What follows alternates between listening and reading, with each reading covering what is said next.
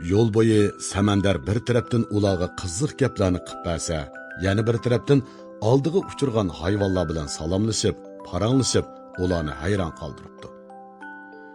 Samandar ularning orqadan agishib kelayotgan maymunlarga "Bugun bizning uyda aziz mehmonlar bor, keyin birga o'ynaylik" degan bo'lsa-mu, ular xeyli uzoq agishibdi. Sardarbek bilan Gulambar hayron bo'lib, uningdan so'rashibdi. Bu hayvonlarga sen gapingni qanday qilib uqtirsan? Men kichigimdala o'rmonda cho'ng bo'lgan. Hayvonlar mening eng yaqin do'stlarim. Sizlarga bir maxfiyatligimni deb beray-a? Men mo maymunlardan ancha cho'ng farqlanib ketmayman. Samandar shundoq deginicha beliga yo'gab yo'shirib olgan quyruqini chiqarib ko'rsatib qo'yibdi. Bu nima karomat amdi? Sen sehrgar emas tursan, ha? Mening ikki opam bor. Uning biri maymun. Men tug'ilgan chig'imda opamning salomatligi yaxshi bo'lmay, opamdan ko'p sut chiqmagan ekan. Opam bilan dadam burundilla hayvonlar bilan yaxshi qo'lim qo'shni bo'lib o'tgan ekan. Opam meni imitanmay beoram bo'lib turganda, maymun opam, biz uni maymuna deb chaqiramiz. Maymuna opam meni imitibdi. Balkim shu sababdan bo'lsa kerak, menga asta-asta quyruq chiqishga boshlabdi. Qolgan gaplarni opam bilan dadam so'zlab bersin. Ish qilib men bu quyruqimdan bek rozi. Quyruqim bo'lmasa, men nurg'un ishlarni ko'ngildagidek qila olmayman. Ular shu gaplarni deyishgach, beliqchilar mahallasiga yetib keldi.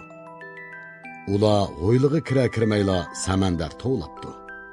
Opa, bu yoqqa chiqma, mehmon keldi. Zahra yugurib g'o'ylig'i chiqibdi va mehmonlarni qizg'in qarshibdi. Xush kelibsizlar aziz mehmonlar. Qani uyga kiringlar.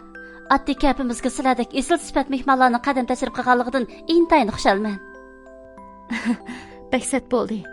O'g'lingiz Samandar bilan o'rmonlikda tanishib qolgan edik. U bizning uyga bormasanglar qat'iy bo'lmaydi deb turib oldi.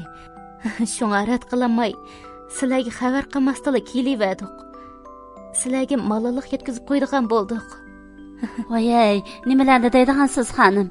Bu g'ayrib kelbimizni yo'qlaydiganlar uncha ko'p emas. Sizlarning kelganinglar biz uchun sharaf. Sizlarni loyiqada kutamay qolamanmi deb xijolat bo'lyapman dexe. Qani, yuqori o'tinglar. Dadisi hozirlik qaytib keladi.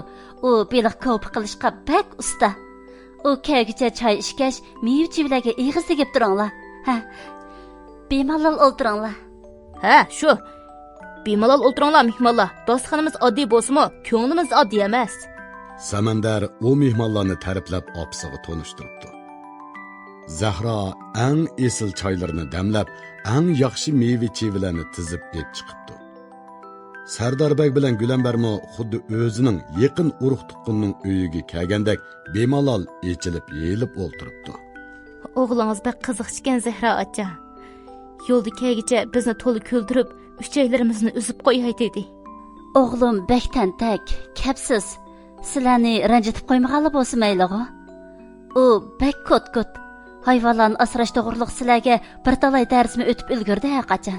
Tushundiganlarga bir qarashim kifoya, tushunmaydiganlarga bayonlaring hikoya debdikan opa. Bularga bir qarashim kifoya ekan, dars o'tib avar bo'lmadim. Debdi Samandar sho'xliq bilan ko'zlarini o'ynatib. Ular beliqchilar mahallasi. Samandarning kichik vaqti. Hayvonlar bilan bo'lgan qo'shindorchilik haqida qiziq paranglarni qilishayotganda Sodir beliqchi kirib keldi.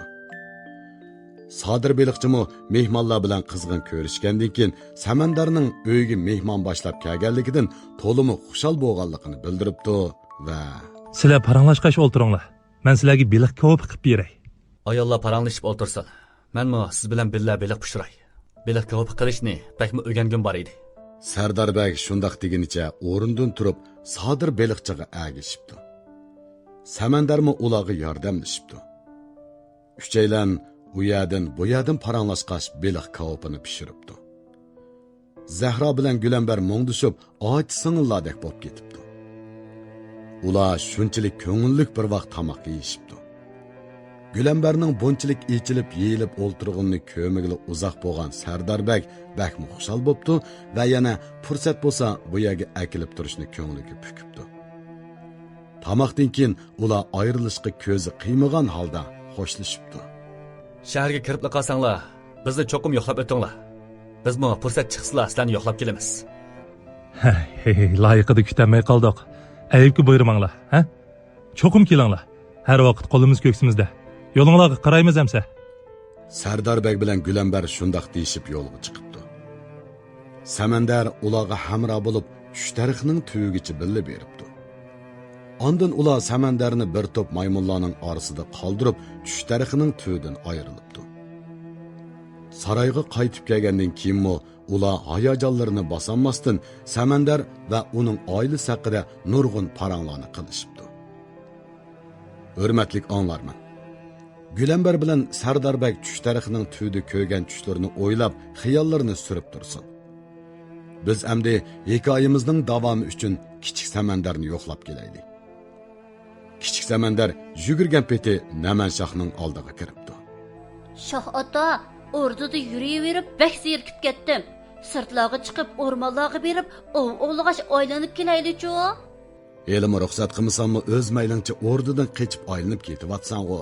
Yetmidimi? Debdi Namanshoh qopqini turib. Men bir vali akti turibmi, shunchalik cheklimga uchraydigan tursam, qandoq qiladim amsa? To'liq g'alva qilib beshimni og'irtma. Men odam o'rinlashtiray. Seni bir 2 kun sirtqa ochiqib o'yintib kelsin. Shoh ota, men bir 2 kunlik aylanib keladigan ishni deganim yo'q. Uzoqroq aylanib kelsak deyman. Bu kunlarda o'rdida ishlarim jiq. Elni idora qilmoqning qanchalik qiyin ekanligini bilsan kashki. Mening g'amlarim elning g'imi sening xiyolingga kirib chiqmaydi. Ma'qul demaysiz shundoqmi? Undaq demidim-ku. Undaqda yaxshi. Hozirla buyruq bering, tayyorlik boshlansin. Nemancha oldiraysan? Ishlarni o'rinlashtirib olishim kerak-ku. Hamisha menla bir ish qilay desam oldirma deysiz. Qandoqli bo'lsa, men hozir o'zimning tayyorligini boshlayman. Kichik Samandar shundoq deginicha dadisining to'xta deyishiga qaramay chiqib ketibdi. Uni erki o'gitib qo'ygan podshoh amalsiz safar tayyorligini qilishga buyuribdi va atsla safar tayyorligini putirib, 2 vaziri o'g'li bilan birlikda safarga chiqibdi. Ular ko'p aylanib o'rmonlikqa yetib kelibdi. Kichik Samandar oldiga uchirganligi hayvonlarni etib, yanada beg'arazligini qilib menibdi. Billa chiqqan xizmatkorlar u otgan hayvonlarni yig'ishtirib holi qanmag'ashqa shahzodaning bunda qalayimqan ovlashdan to'limi bezar bo'ldi. Lekin na chora. Oxiri shahzoda herib qolganda ovlashdan to'xtabdi. Podshoh va vazirlar maslahatlashib, yanala burunqidek Tushtarixning soyisiga bargoh qurib, aram olmoqchi bo'pti va Tushtarixning tuyiga yetib keldi. Ular kavob yeb aram ilib o'ltirishibdi. Shahzodaga bu safar to'limi ko'ngillik, to'limi ma'nilik tuyulibdi. Uni eng xushal qilgani o'rmonlikning salqin havosi ekan. Chunki orada yozda bakli issiq bilinib ketgachga shahzodaning o'rmonlikdan zodali ketkusi kelmay qoldi. Shuning bilan u dadisiga debdi. Shoh ota, mushu o'rmonlikning ichiga, dal mushu yerga men uchun bir saroy soldirib bering-chu. Nima deb bundaq o'ylab qolding o'g'lim? Voyjon, o'rda bek issiqkan, faqatli chidamadim. Tomuz mezgilida bu yerda turib, boshqa chaqlarda o'rdada turay deyman. Yo'q gapni qilma o'g'lim, bu talpinga hargiz qo'shilolmayman. So'l qo'l vazir shahzodaning mijozini tushungachga chiroyli so'zlar bilan uni bu niyatdan ketishga qoyil qilmoqchi bo'ldi. Ey aqlli shahzodam. Bu yerga o'zlar uchun saroy soldirish qiyin emas. Lekin bu sizlar uchun to'limi foydasiz. Chunki o'zlari vali ahdi. Sizlar o'rmonlikda tursalar, aholilar qandoqmi xotirjam bo'la olsin. O'rmonlik degan yirtqich hayvonlarning makoni. Yana kelib atrofimizda nurg'un dushmanlarimiz bor. Sizlar aholilarning birdan-bir o'g'il farzandi. Xonadonligimizning bo'g'isi xoqoni. Biz sizlarning bexatarliklarga kapolatlik qilmasak bo'lmaydi. Shunga bu xiyollardan voz kechganlari to'zuk. O'rdadagi shahzoda Sarini bir amal qilib, salqin qilishga tirishayli. Shundaq o'g'lim, vazir to'g'ri aytdi. Men seni bu o'rmonlikda qoldirib qandoqmi ansirmay tura olayman. Shahzodaning qo'shimisi turilibdi. Shumi gap bo'ldimi? Atrofimga qo'g'dug'chilarni o'rlashtirib bersalar, ish bitmadimi? Bu undaq oson ish emas o'g'lim. Men yanada xotirjam bo'la olmayman. Sizlar men uchun intayin muhim. Seni ko'z oldimdan neri qilg'im yo'q. Hammanglar o'zinglarning gapini qiladi ekansizlar. Mening ko'nglimni tushunadigan birmi odam yo'q. Shahzoda bo'lib, vali akti bo'lib, mushinchilik bir ishni talab qilishga haqqim yo'qmi amdi? O'ng qo'l vazir uzoqdan buyon ko'nib qolgan takabburligi va ma'mandoligi bilan so'z boshlabdi. Shahzoda Navramning talabimi uncha ortiqcha emas oliylari. Uning ko'nglini qaytirmayli. Tomiz issiq mazgili o'tib ketkicha, yilda bir oy alayda odam o'rinlashtirib, shahzodani qo'g'disoq nima bo'ladi? So'l qo'l vazir darhol bu so'zga radiya qaytiribdi. Aytqanlari durust. Ammo sovuqqonlik bilan o'ylanib ko'rsizlar. Orda bilan bu o'rmonlikning orliqi otliq mansimi bir kunlik yo'q. Olimodid shahzodaga biror xavf yetsa, buningga kim ega bo'la oladi?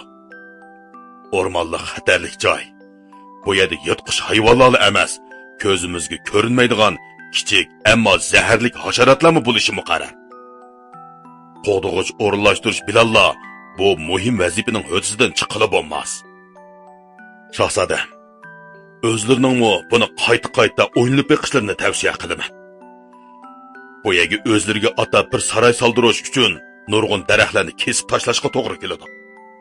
Daraxtlar nurg'un qushlarning va hayvonlarning makoni. Illiq oilasi. Ularni makonlardan ayirib, uylarini vayron qilish o'zlaridek esil bir shahzodaga naloyiqdir. O'ng qo'l vazir qarish chiqibdi. Shahzodamiz uchun arzimas dal-daraxtlardanmi kashmasligimiz kerak-kanda? Bema'ni gap bo'ldi-da bu. Shu emasmi? Shah otam turgan yerda o'zlariga nima kapdi? Mening so'zimga qarshi chiqib. Adabsizlik qilma. So'l qo'l vazirining aytganlari to'g'ri. Bu balalachi xiyolingdan voz kechgan o'g'lim. Sen xilili cho'ng bo'lib qolding. Uncha aqlsiz emassan. Qachonki bir narsa talab qilsam, bir talay bahoni sabab ko'rsatmay turib, ma'qul deb baxmidingiz Shah ota. Ba'zida o'zimning vali akti emas, shahzoda ekanligimga ishongim kelmaydi. Men nima degan bechora shahzoda? Bir orzuimning vujudga chiqishi uchun qancha qitimliq hilinib yalvarishim zarur. Undaq dema o'g'lim. Talabing o'rinliq bo'lsa qachon rad qilib baxtim. Demak, bu talabim intayin ortiqcha va o'rinsizganda? Aqlli shahzoda. Shoh otalari undaq demoqchi emas. Bo'ldi. Hammanglarning men uchun ham egallarga rahmat. Yanala o'z g'imimni o'zim yemisam, hech kimning men bilan kori yo'q. Kichik samandar shundaq deb yomonliginicha o'rnidan turib, Shtarixning tuyiga berib domsiyib o'ltiribdi. Podsho yeniga chaqirsimi qaytib kelgili unimabdi. Oxiri podsho o'g'lining talabiga qo'shildiganligini, bu yerga uning uchun bir saroy soldirdiganligini aytibdi. Shundala shahzoda ularning yeniga qaytib ketdi. Podsho aslida o'z ko'nglida shahzoda birdamlik issiqqa chidamay shundaq da'vatidi. Issiq o'tibli ketsa, bu orzusini unutib ketdi. Og'zimning uchida ha deb qo'ysam bo'lmadimi deb o'ylagan ekan. Vaholanki shahzoda bu gaplarni asla unutib qolmabdi. O'rniga qaytib kelgandan keyinmi 2 kunda bir degudak dadisining oldiga kirib, saroyni soldirdigan ishning qandoq bo'lganligini so'rabdi. Podsho har xil bahona sabablarni ko'rsatib, mana ana deb vaqtni orqaga suribdi. Oradan bir oy o'tib ketibdi. Bir kuni shahzoda qattiq xafa holatda dadisining oldiga kiribdi. Sariyim pitay dedimi Shah ota? Qachon ko'chaman? Voy o'g'lim, endi yozning issiq chog'lari o'tib ketdi. O'rdimiz salqinlab qoldi. Xotirjam bo'lgin, kelar yili issiq bo'lib ketguncha saroyni soldirib berman. Nima? Kelar yili? Texi qurilish boshlanmadi dama? Mushunda qiladiganligingizni bilatdim. Aslida meni kichik bola ko'rib aldab qo'ydingiz, shundaqmi? To'la talvilik qilma shahzodam. Saroy soldirish shunchalik oson ishmikin demsan? Har qancha bo'lsa-mu, qishda u yerda turman deb turib olmaydigansan. Qishda o'rmonlik intayin sovuq bo'ladi. Kelar yil yozg'ichi putirib asam bo'ldi-ku. Saroy soldirib beradigan niyatingiz bo'lsa, allaqachon qurilishni boshlatqizgan bo'lardingiz. Texi daraxt kesishga odam avatmaganligingiz aniq. O'g'lim, to'li yo'q yerdan ish terima. Meni qasddan teriktirmoqchimisan? Qasdan odamni tiriktirayotgani men emas, siz Shoh ota. Siz qilpamisingiz, men o'zim qilaman. Daraxt kesish uchun necha odam avatishga kuchim yeta? Shahzoda yana tani do'qlari bilan g'udumshigan peti dadisining oldidan chiqib ketibdi. Podshoh beshni choy qilgan peti turib qoldi.